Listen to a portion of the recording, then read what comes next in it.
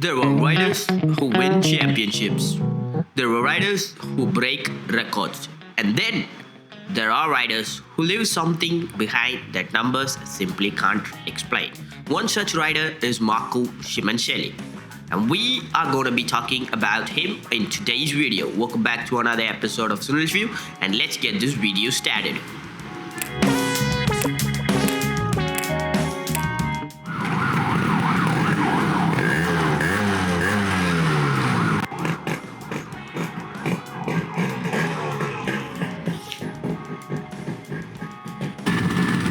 Well, hello there, ladies and gentlemen. Welcome back to the motorcycle vlog. Yes, I'm back on my Yamaha RX100. Right now the time recording is about 11:15 in the morning, and I'm off to get my monthly haircut, ladies and gentlemen. So I thought, let's take you guys along with me. And well, yes, obviously, as you might see, am I recording right now? Yeah. So as you might see from the title and thumbnail of this video, ladies and gentlemen, as well as the intro, Marco Schimancelli, rider number 42. Well, to those people who are watching this video and confused on why am I doing this video on a person that you have never heard about. Well, first off, ladies and gentlemen, let me clarify to the people who do not watch motorsports at all.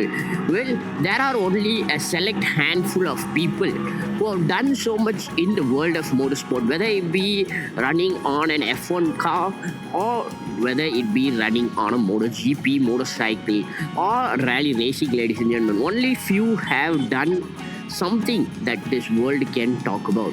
One such great rider among them is gonna be Lewis Hamilton from F1, ladies and gentlemen. Why do I talk about Lewis Hamilton, ladies and gentlemen?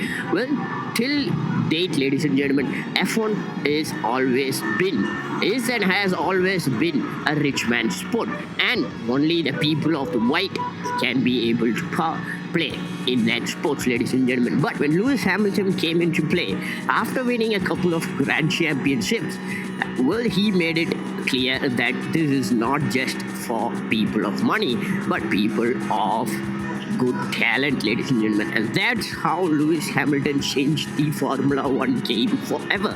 Even to this date, people like you and I can easily get into Formula One if you have the skill set to do it on any field, not just driving around on an F1 car, which is a multi-million-dollar project, but also in terms of making that machine run on the track, whether it be on the software field or on the hardware field. That is one such great person. Another great person that like the older generation knows, is going to be Michael Schumacher. Everybody knows how much he has done in the world of motorsports, ladies and gentlemen. God damn it, too much traffic. Gonna take in the next road. You know how hard he drives, ladies and gentlemen, and how much attention he brings into the world of Formula One. Sometimes back, ladies and gentlemen, he was the only one who was playing in the world of F1, ladies and gentlemen. So let me clear this traffic. Just give me 1 second. Okay, sorry about that, ladies and gentlemen. It was heavy traffic. The time is around 11:15. That's why too much traffic, ladies and gentlemen. But again, back to what I was saying. Michael Schumacher, right? He has also bought something that the F1 never expected to have in a million years, ladies and gentlemen. That is true audience who love the world of F1, ladies and gentlemen. And this is not just in F1, ladies and gentlemen. Take, for example, Valentino Rossi from MotoGP. He has brought something that even any of the experienced riders in today's world cannot replicate, ladies and gentlemen. He has bought up a company that was in the ruins, ladies and gentlemen, to where it is right now. You might have known what I'm talking about, ladies and gentlemen. That is the Yamaha motorcycles. And not only that, ladies and gentlemen, there are other riders in the world of rally racing, such as Ken Block and many other players in the sport, ladies and gentlemen. You get where I'm going from. But to the people who are watching, who are fans, just like you and I, who are fans of motorsport, ladies and gentlemen, you might have known rider number 42, Marco Schimancelli. Well, many people in this world today talk about Valentino Rossi, Marc Marquez, Casey Stoner. Okay, just give me 1 second, I'm getting cold.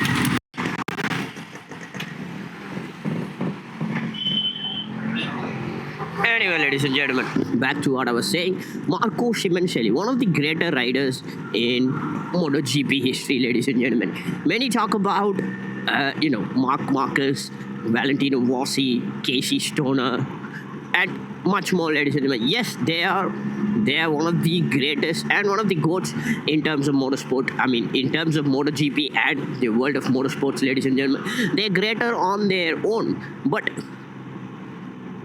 Marco Simoncelli is not that kind of a person, ladies and gentlemen. We need a separate video to talk about him, and that's why today's video is all about.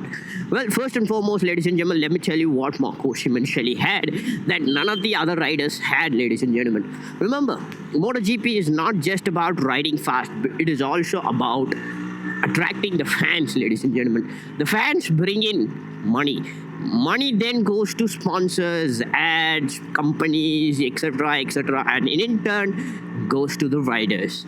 And how much ever you want depends on your riding style and as well as the amount that you can attract people on the stage, ladies and gentlemen. And in that sense, yes, Marc Marquez, Casey Stoner, Valentino Rossi, although they have great riding skills, they also had great attracting skills for the people to come and watch.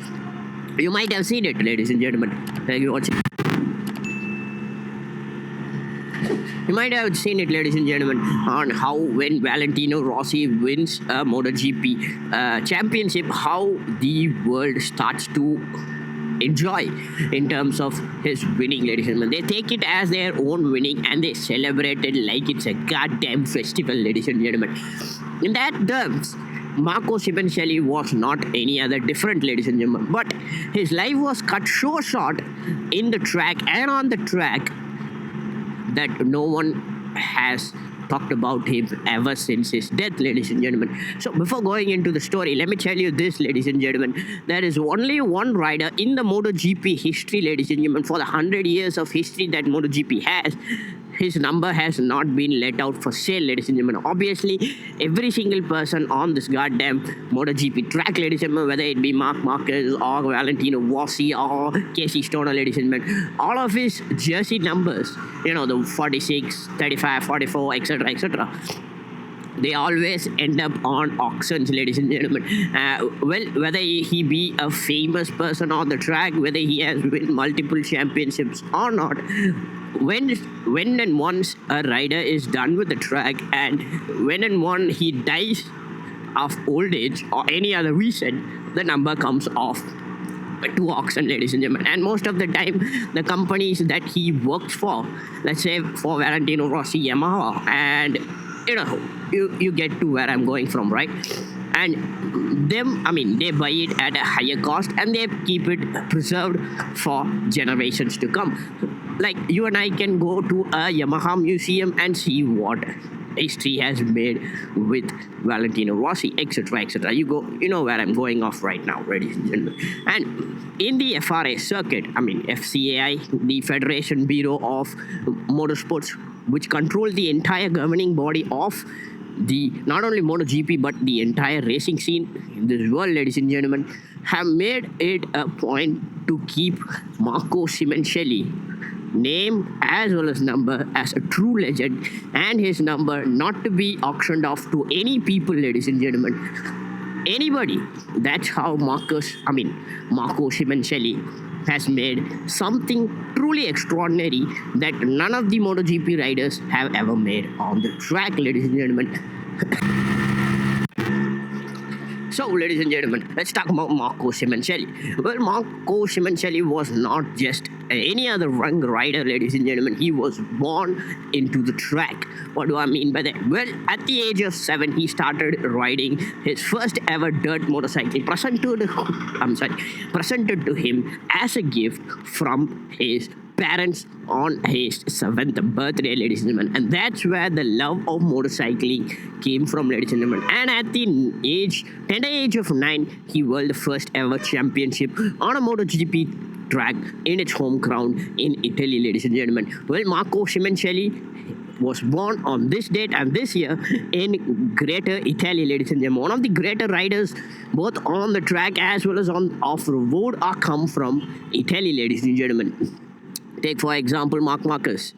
Mark Marcus, Valentino Rossi, and then nowadays Marco Simoncelli, ladies and gentlemen.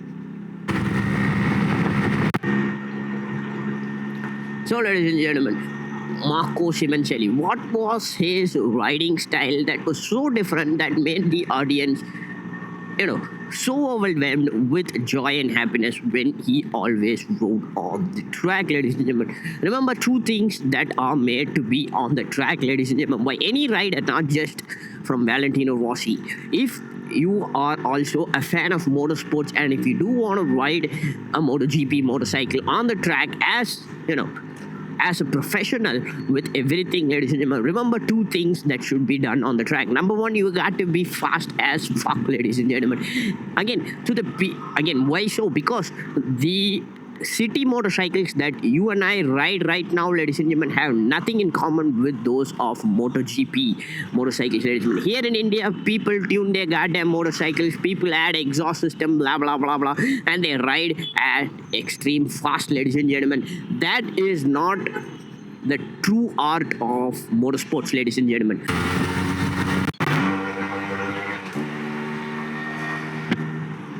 So, ladies and gentlemen, as I was telling you, that is not the true form of riding a goddamn motorcycle at full speed, ladies and gentlemen. Remember, all the 20 motorcycles from different manufacturers on the track have the same engine capacity, the same fuel type, the same tire compound, the same everything. The only difference being that is what a rider you are.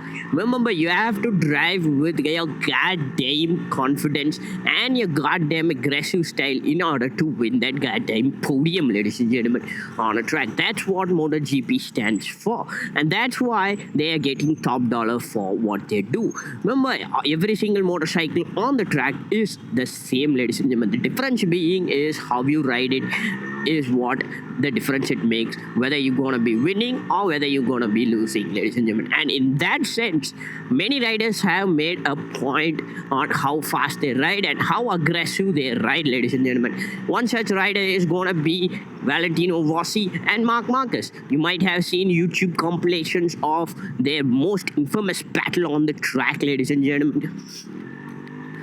In such cases, Marco Simoncelli is also one of the most aggressive riders that you will ever see on a MotoGP track, ladies and gentlemen. And this made a few butting heads with the fellow riders on the MotoGP track. But the main point that I wanted to tell you that is very important in the world of motorsports is going to be keeping your goddamn head cool, ladies and gentlemen. And at the end of the day, whether you're gonna be best friends or not, everything that you do on the track is gonna be left on the track, ladies and gentlemen. And in real life, you're just gonna be buddies forever.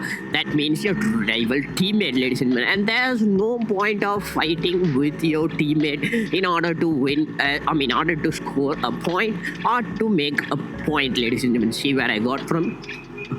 It's at the end of the day, you're gonna go home and he's also gonna home. You're gonna see each other, and that's when things get more complicated. It's always to keep your head down and keep cool and keep unfiltered in terms of... Marco Simoncelli was never the perfect rider. He wasn't always the most calculated. He wasn't always the safest. And he definitely wasn't someone who tried to make everyone happy. But maybe that's exactly why people loved him. Marco was simply Marco. The hair, the attitude, the smile, the aggression on the bike, the confidence, that complete lack of interest in what people thought about him. He didn't try to become a legend. He was just being himself. And somewhere along the way, that personality became bigger than the results, bigger than the podiums, and bigger than the championship he never got the chance to win. Because that's the strange thing about motorsport. Sometimes the people who leave the biggest mark aren't necessarily the ones with the most trophies. They're the ones you remember. And even after all these years, when you hear the name Marco Simoncelli, you don't just remember a rider. You remember a personality. You remember that hair.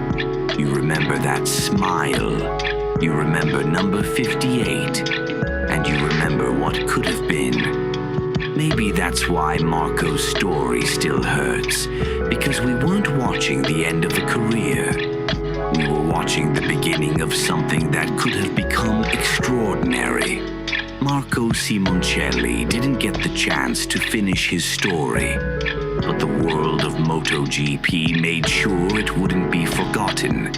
And maybe that's what makes a legend. Not how long they stay, but how long they stay with us.